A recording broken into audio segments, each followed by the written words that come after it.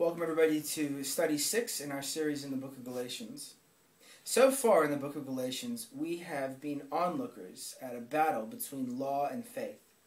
Paul has vigorously been defending the gospel of grace from attack by those who would require Gentile Christians to fully obey the Old Testament law. Now, Paul has been thundering on about how no one is justified by law-keeping, that there's only one way to be declared right with God, and that is through Christ's atoning death on the cross. It's the only way to be saved, and if you try to add law-keeping to faith as an additional requirement, you've misunderstood the whole thing, and actually destroyed the very essence of faith. The blessings promised to Abraham flow out to the Gentiles through faith, and not through the law. So if you want to be a true Jew, if you want to be a true child of Abraham, then receive the promise by faith, just as Abraham did. This has been Paul's argument up to this point. But all of this leaves us with one big question hanging over us. What purpose does the Old Testament law serve? Now the Spirit was poured out not through law-keeping, but through the gospel of grace. So then why did God bring in the law in the first place? What place does the law have in the Christian life? And it's to this question that Paul now turns in his letter. What we're looking at and what we see described here are several images that help us to see both the place and the purpose of the Old Testament law.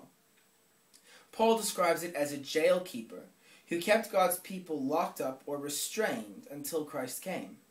He calls it a school teacher or a childminder, when in verse 24 he refers to it as being put in charge. He calls it a guardian and a trustee, and he says that it is there to provide supervision. These are images that Paul's readers would have understood very well. You see, in the ancient world it was common for a well-educated slave to be put in charge of the son of a wealthy family. This slave would train, teach, discipline, and exercise complete control over that child. Then, when the child came of age and past youth and was a young man, and it came time for him to take his inheritance, he would take it. And the positions of the child and the slave would be reversed. The slave would now be under command of the heir. These images all serve to emphasize that the law that God gave to Old Testament Israel was always meant to be a temporary measure. Its role was to restrain and to educate, to put a brake on sinfulness, and to put boundaries in place inside which God's people could live until Christ came. Its function was never to save or justify, says Paul. Now that faith in Christ has come, the law is no longer in charge. It's no longer a supervisor. We're no longer slaves, but sons and heirs to inherit an inheritance that God has provided for us. In all this, we must remember that the people who were troubling the Christians in Galatia were from a Jewish background. They were trying to persuade the Galatians that whether they were Jewish or not, they still needed to keep the Old Testament law if they were going to be genuine Christians, if they were going to be authentic Christians, if they were really going to be acceptable to God. Now, in reply to these troublers, Paul is saying that the Old Testament law was a temporary measure in God's plan. It applied to the Old Testament people, the Israelites, but only until Christ came, and then its supervisory role and function would be over. So now it's not the supervisor of the Jews, and it's certainly not the supervisor of the Gentiles, because, that's right, Christ has come. Now all can inherit the promise to Abraham. Now all can be sons of God through trusting in Jesus Christ. Think of it in these terms for a second. Can you imagine Nelson Mandela, freed from imprisonment after 25 years, going back to Robben Island and asking to please be locked up again? Can you imagine a student finally graduating from university after years of education, re-enrolling in primary school to do it all over? Can you imagine a street kid picked up from the gutter and adopted into a warm, accepting family, choosing to go back to homelessness? It's on this level that Paul is so astonished at the way that the Christians in Galatia were behaving and acting.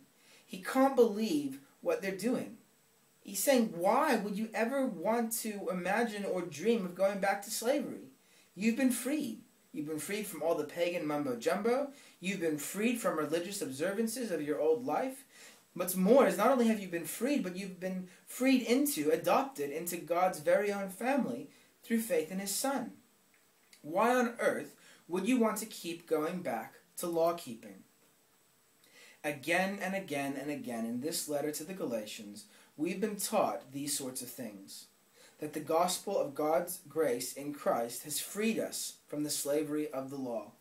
It's freed us from being religious and trying to please God through doing certain things. It's freed us from trying to earn our way to heaven. It's freed us into God's family. Whether we're trying to do the things of God's Old Testament law or the things of human religion, or just things that we think are going to be pleasing to God and are going to help me to make the grade, or help me to get into heaven because all of a sudden God's going to look favorable upon me, Galatians has blown it all up in our face. Now, the Old Testament law was certainly part of God's plan. It served a very important function, but now that Christ has come, its very important function, its supervisory role, has ended. It's no longer in power of God's people.